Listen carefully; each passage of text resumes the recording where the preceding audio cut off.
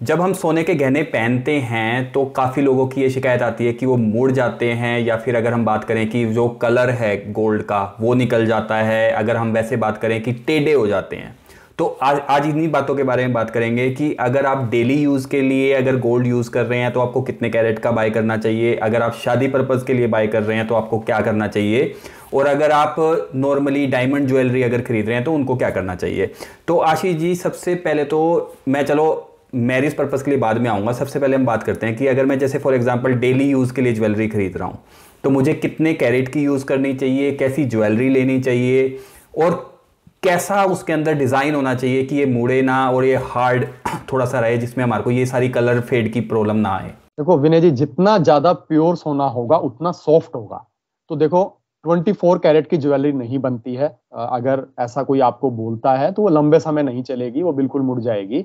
वो प्रचलन में नहीं है। 24 कैरेट का जो यूज किया जाता है सोने का, वो इन्वेस्टमेंट पर्पज के लिए यूज किया जाता है। लोग बिस्किट लेते हैं या उसके कॉइन लेते हैं और बाद में उसको कभी ज्वेलरी के फॉर्म में उसमें इम्प्योरिटी ऐड करवा के ज्वेलरी बनवा लेते हैं। तो आपने जैसे पूछा कि डेली पर्पज के लिए आपको कैसा सोना खरीदना है, तो केडीएम गोल्ड हालांकि बैन कर चुकी है गवर्नमेंट, तो केडीएम गोल्ड तो आपको डेली पर्पज के लिए बिल्कुल नहीं पहनना चाहिए। कुछ रिसर्च बोलते हैं, हालांकि इसके कोई पुष्टा परिणाम नहीं है कि केडीएम ज्वेलरी पहनने के बाद कैंसर के होने के चांसेस रहते हैं, तो केडीएम गोल्ड तो आप नहीं पहनेंगे।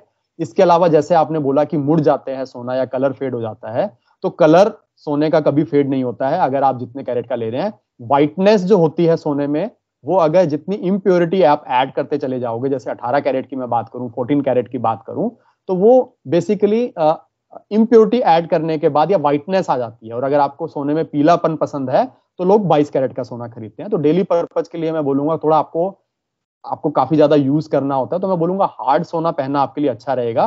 तो 18 कैरेट का यूज कर सकते हैं अगर आप डेली ही वो सोना पहनते हैं, और थोड़ा ऐसा डिजाइन पहने जिसके अंदर होलोनेस ना हो, क्योंकि काफी लोग जो चूड़ियां पहनते हैं उसके अंदर लाख भरवा के पहनते हैं, और अगर आपने लाख नहीं भरवाई है तो उस केस में वो चूड़ियां मुड़ जाती हैं। तो बेटर रहेगा अगर आप चूड़े या कड़े पहन रहे हैं तो 18 कैरेट के पहनेंगे तो उसमें मुड़ने की समस्या नहीं आएगी। हाँ, थोड़ा व्हाइटनेस जरूर आपको दिखेगी, वो पीलापन नहीं दिखेगा। बाकी अगर आप चेन वगैरह पहन रहे हैं, कान के झुमके पहन रहे हैं या कोई और ज्वेलरी पहन रहे हैं, तो 22 कैरेट की प्रेफर करेंगे डेली यूज के लिए भी, तो बेटर रहेगा।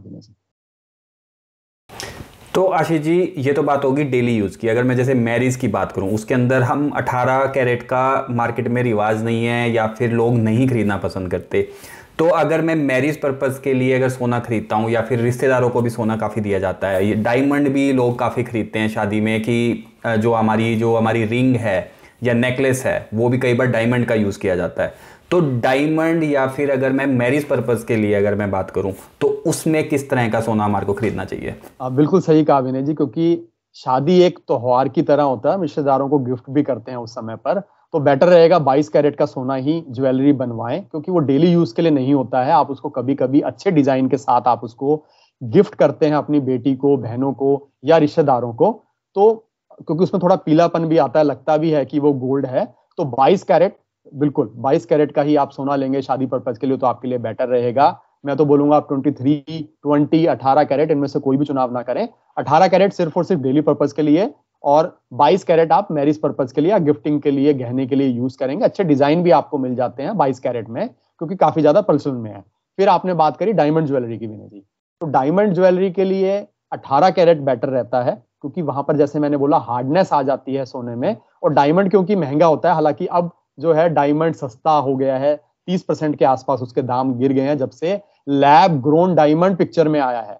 क्योंकि वो काफी सस्ता मिलता है, लोग लैब ग्रोन डायमंड की तरफ जा रहे हैं, और इस वजह से नेचुरल डायमंड की कॉस्ट थोड़ी नीचे आई है। बट अगर आप डायमंड ज्वेलरी ले रहे हैं तो आपके लिए 18 कैरेट की ज्वेलरी बनवाना बेटर रहेगा, क्योंकि उसमें डायमंड जो है अच्छे से उसमें बात करें अटैच हो जाता है या गिरता नहीं है। और मैं तो बोलूंगा अगर आप डायमंड ज्वेलरी ले रहे हैं तो ज्वेलर को फोर्स ना करें 22 कैरेट का ज्वेलरी बनाने के लिए। 18 कैरेट बेटर रहता है डायमंड ज्वेलरी के लिए।